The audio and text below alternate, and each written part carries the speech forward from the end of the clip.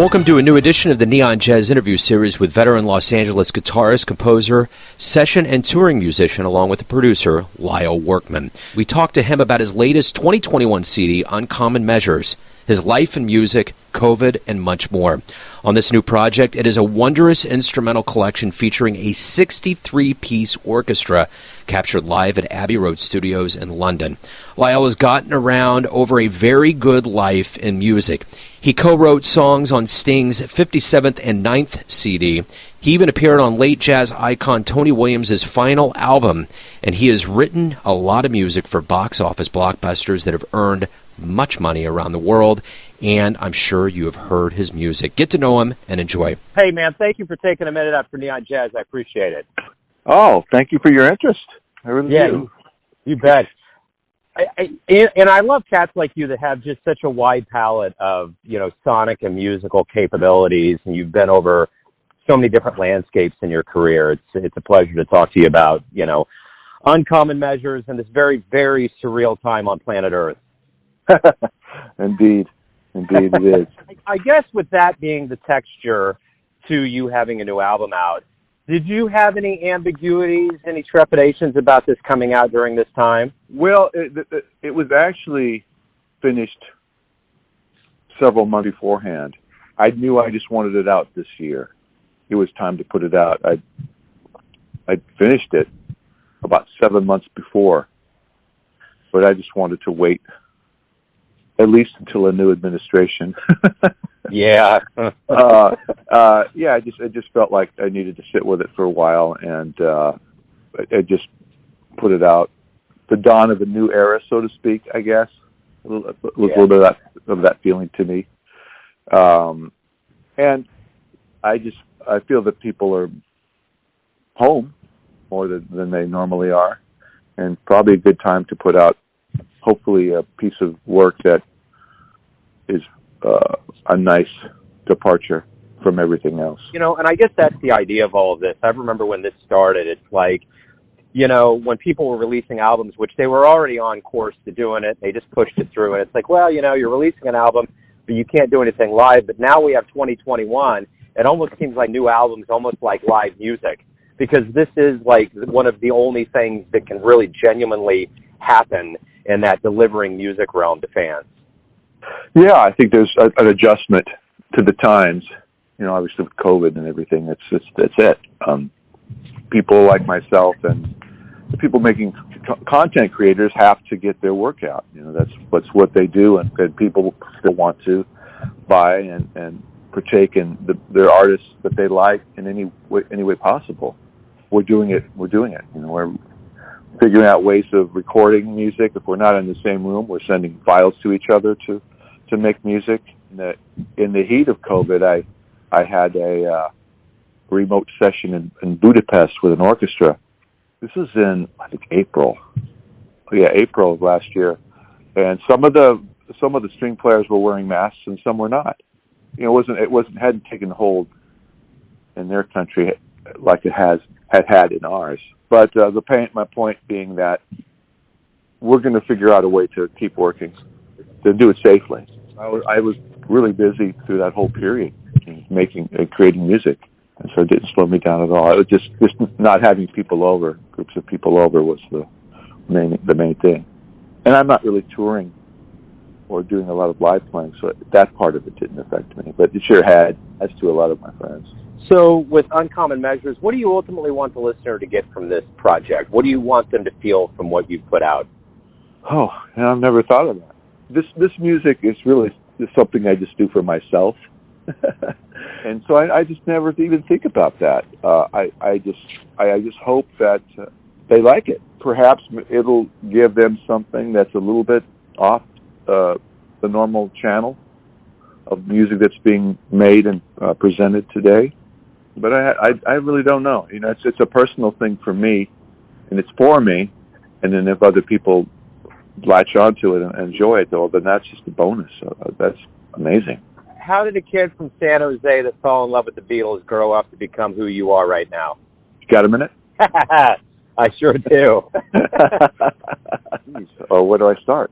You basically want to know the trajectory of how I got from A to B. a little bit of like, you know, in the beginning, especially in the world of jazz, you'll hear about people that will hear seminal albums or see a show. There's like a seed that's planted. And obviously with you, you know, it was the Beatles, but you obviously have to decide what you want to do with your life, and you've made a very defined direction with your life. And kind of how did all that transpire? Just steps along the way. Of course, in the beginning with wanting to play guitar because that's what George and John did. You know, the Beatles.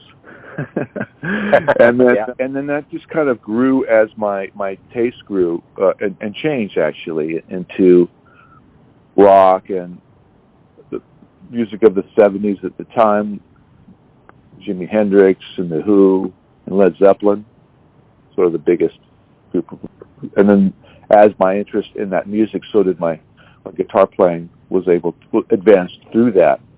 Then that led to progressive rock, you know, jazz fusion, and then sort of taking a step backwards into the music that inspired those genres, which would be classical and jazz, essentially.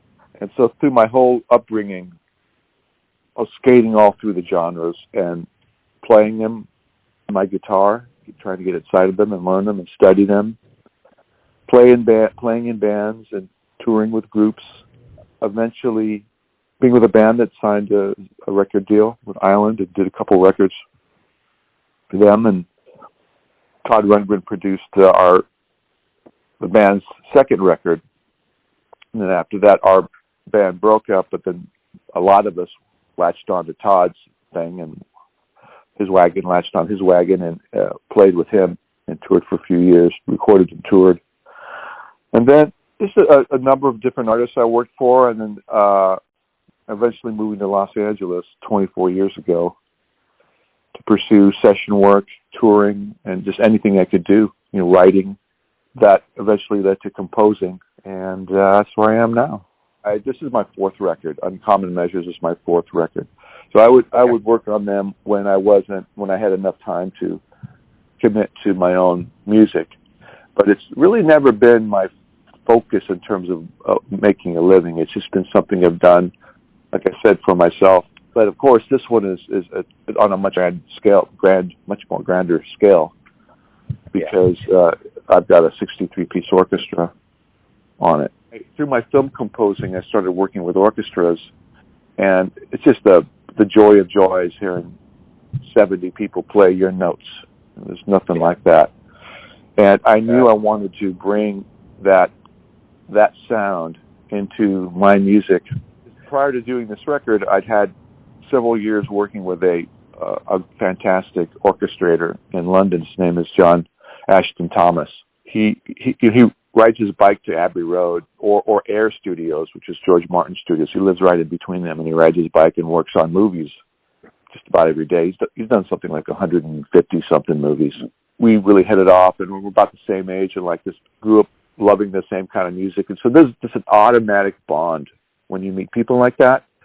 When there's, oh, you like that record? Oh, me too. You know, you just become kids again, and there's kind of a special bond between like-minded people in terms of music.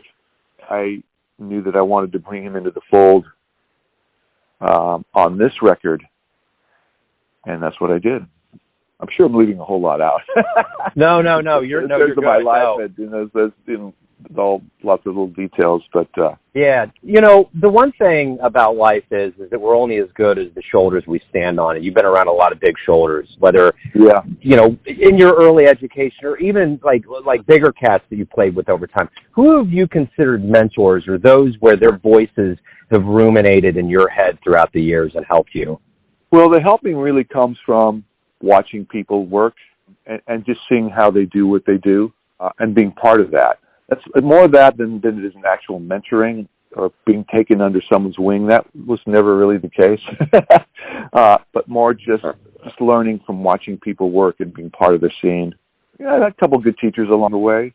I took a great orchestration class in Los Angeles and learned a lot. So I guess you can kind of see that as a bit of a mentoring. But in terms of the business of music and someone that was there to kind of look after me throughout several years, it really wasn't any one person.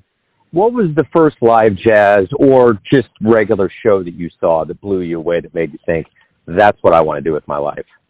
I mean, I already had that. I already knew I wanted to do that before I saw any live show. You know, I saw Genesis when I was just out of high school, and that was super impactful. I am still a huge fan of Genesis, particularly Gabriel era, but also, the first few records with Phil as lead singer. Those are still great. And then seeing Jeff Beck with Jan Hammer was gigantic for me. Saw Jan Hammer a few times solo. Return to Forever. It was more that style of jazz, more of the more fusion-y stuff. It was a little later that I got more into sort of straight ahead, Miles Davis and Gil Evans and that kind of stuff. It came later, but I never did see him live. But it was a number of concerts that were very inspiring to me. As a very, very creative entity that you are, every day you wake up, what do you look forward to the most? The possibility that I will create something that inspires me to want to work all day and night, and produce something that I feel is a good representation of what I do, and if I'm working for someone else, then that I'm providing them with something that they like and enjoy. Let me ask you this: if you have a dream tonight and you run into your younger self around the time that maybe you were getting ready to go to LA or a real pivotal point in your professional career, you could give that younger person one piece of advice based on what you've learned all these years, what would that be? I would say, don't worry when you feel nothing's going on and you don't know if you're going to be able to survive in music. If you're not working, this is the opportunity to work on your ability, work on your musicianship, practice more.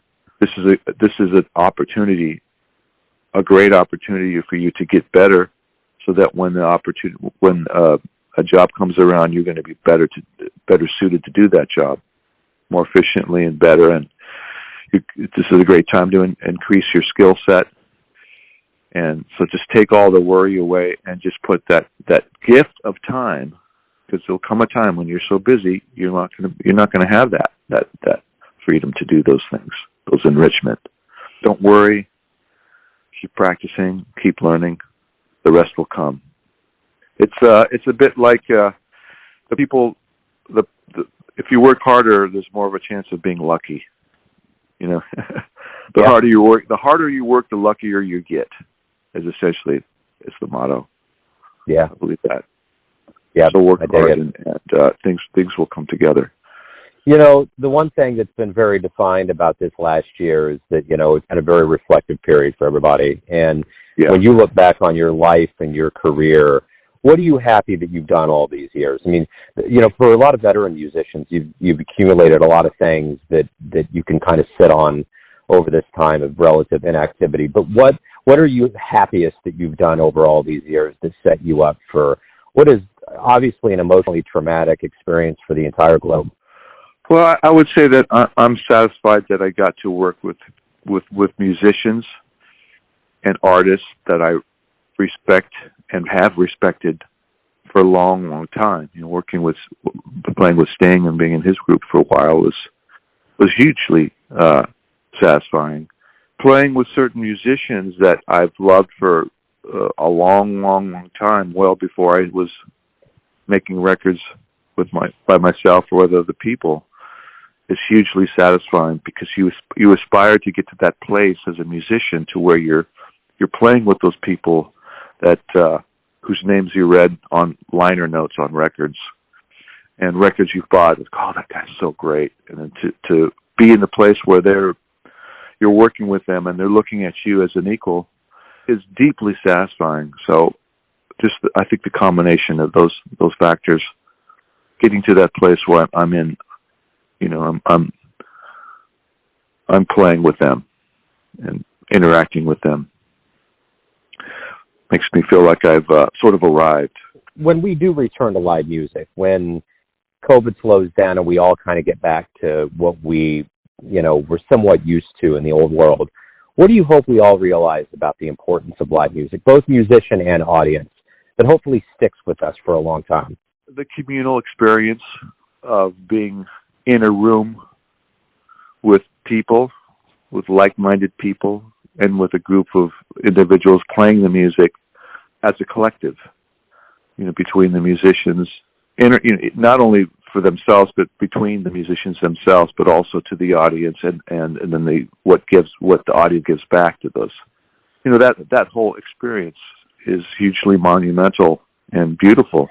So I think that's it. So everyone has a perception of you, your family, your friends, your fans, but you're the one that ultimately lives your life. You are in charge of what you project to the world. Who do you think you are? Oh gosh. Well, I'm a father and a husband first, and a friend, and then a musician. And kind of in that sort of order. That's my focus. Those are my priorities, and I'm very blessed to be able to have all those things. It's a good life. It's been a good life. There's of course, like everybody, there's setbacks and there's losses, but there's also wins and gains. I just look at every day as a blessing. You just never know what's going to happen, so you got to live your life under your own terms and be kind. Put something out there to make the place better after you've left it. Yeah, agreed, man. Lyle, hey, thank you for taking some time out. Thank you for all the wonderful music. Good luck with this and the return to regular life as we know it. Well, I really appreciate having this opportunity. Thank you so much. Thanks for listening and tuning in to another Neon Jazz interview, where we give you a bit of insight into the finest cats in New York, London, Kansas City, L.A., and spots all over the world, giving fans all that jazz. And thanks to Lyle for his time, music, and cool. If you want to hear more interviews, go to Famous Interviews with Joe Domino on the iTunes Store. Visit Neon Jazz at youtube.com, and for everything Neon Jazz all the time, go to the neonjazz.blogspot.com. Until next time, enjoy the jazz, my friends.